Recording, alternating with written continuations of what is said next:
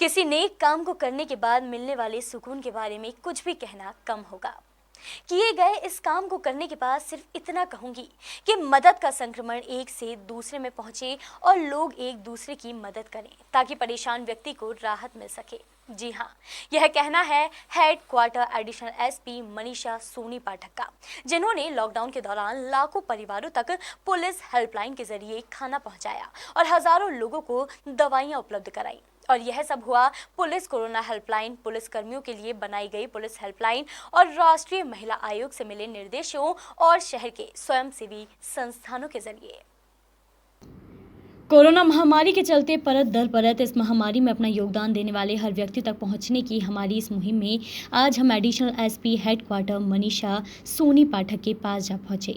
फिर शुरू हुई इस महामारी में खिदमत की दास्तान। कोरोना वायरस की आमद के बाद किस तरह से ऑफिस में रहकर कितने लोगों की किस तरह से मदद की, यह जानना चाहा तो मनीषा सोनी पाठक ने इस महामारी में किए गए अपने और अपने विभाग और अन्य संस्थाओं द्वारा कार्यों का बखान करते हुए बताया कि शुरुआती दौर में जब प्रधानमंत्री नरेंद्र मोदी द्वारा लॉकडाउन की प्रक्रिया को शुरू किया गया तो एक बड़ी परेशानी लोगों के घरों में बंद हो जाने के बाद जो सामने आई उसमें मुख्यतः खाना न मिलना और दवाइयों का उपलब्ध न होना था।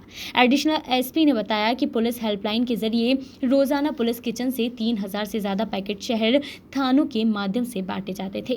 साथ ही दवाएं भी जानकारी मिलने के बाद मरीजों तक पहुंचाई जाती थी।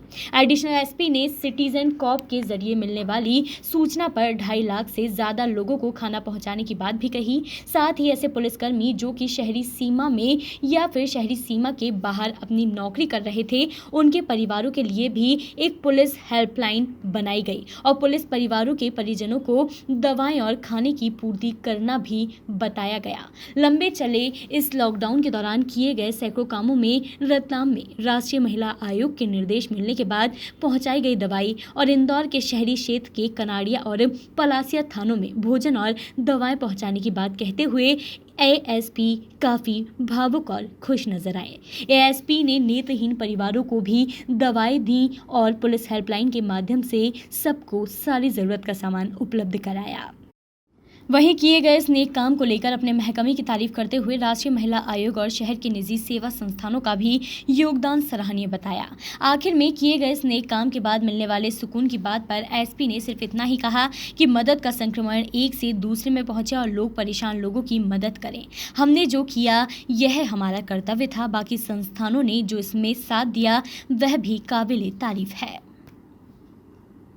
इस तरह के टास्क आपके सामने रहे और मुख्यतः बात की जाए तो किन पॉइंट पे आपने शहरवासियों की या पुलिस परिवारों की मदद की? शुरुआत जब हुई कोविड-19 में, जब लॉकडाउन हुआ तो उस वक्त हम सभी नए परिस्थिति से जूझने के लिए तैयार हो रहे थे और उस वक्त जो सबसे बड़ा डिस्ट्रेस पब्लिक में था कि लोग बंद हो गए हैं, किसी को खाना नहीं मिल रहा है, किसी को राशन नहीं मिल रहा है, किसी को दवाइयाँ नहीं मिल पा रही हैं।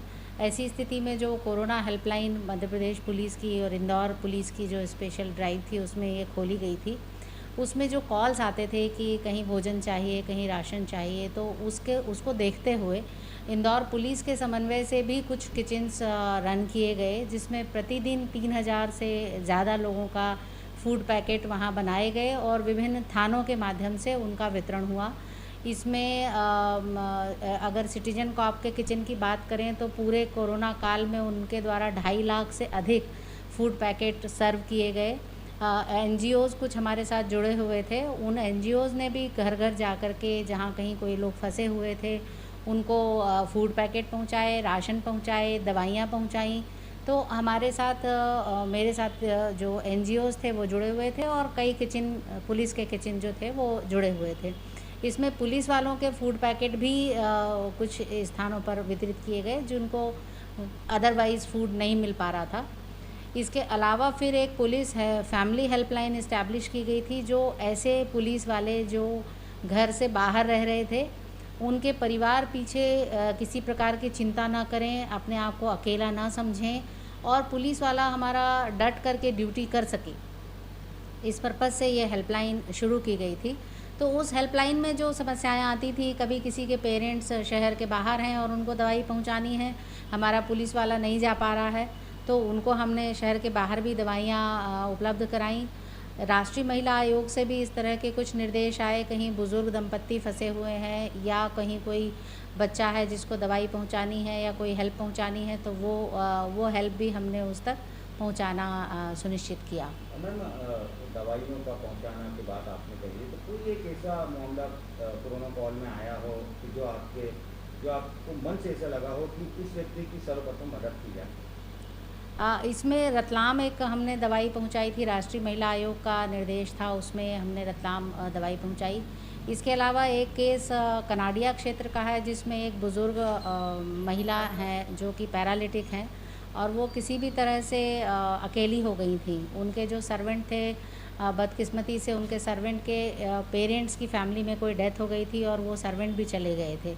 ऐसी स्थिति में टीआई कनाडिया को निर्देशित किया गया और उन्होंने व्यक्तिगत प्रयास करके उन लेडी के लिए पूरी व्यवस्था सुनिश्चित करी। पलासिया क्षेत्र में भी ऐसे ही बुज़ुर्ग दंपत्ति थे, उनको भोजन आदि की समस्या आ रही थी, तो वहाँ के टीआई साहब से बात करके उसकी व्यवस्था कराई और नेत्रहीन दंपत्ति तक भी एक बार भोजन पहुँचवाया है, राशन पहुँचाया है। तो इस तरह के कई केसेस छोटे छोटे हमारे सामने आते रहे जिसमें हमने समय समय पर कार्यवाही की। हजारों पुलिसकर्मियों ने सड़कों पर रहकर कोरोना कॉल में मेहनत ये सफलता भी पाई। आप ऑफिस में बैठे थे, बावजूद उसके आपने इतने काम किए, काम हो जाने के बाद अब क्या महसूस करते, कैसा लगता है आपको? बहुत सेटिस्फेक्शन हुआ जब कभी किसी ज़रूरतमंद व्यक्ति तक हम कैसे भी करके मदद पहुंचा पाए। उस सुकून की, उस शांति की कोई कीमत नहीं आंकी जा सकती कि हमको क्या मिला। हमने यही अर्जित किया और उसकी दुआओं में हम रहेंगे, ये हम मान के चलते। और पुलिस विभाग के लिए वो व्यक्ति के मन में एक अच्छी छवि बनेगी। कल को वो जब वो संपन्न होगा तो शायद वो किसी अन्य को भी मदद के लिए अपना हाथ आगे बढ़ाएगा, यही सोचकर कि मदद जो है वो मदद की संक्रामकता हो, एक से दूसरे को मदद और दूसरे से तीसरे को मदद पहुँचे, यही भावना रही हमारी। आपका परिचय? मैं Manisha Pathak Soni, additional SP headquarter, Indore. खबर मध्य प्रदेश के लिए इंदौर से शकील सिकंदर की रिपोर्ट।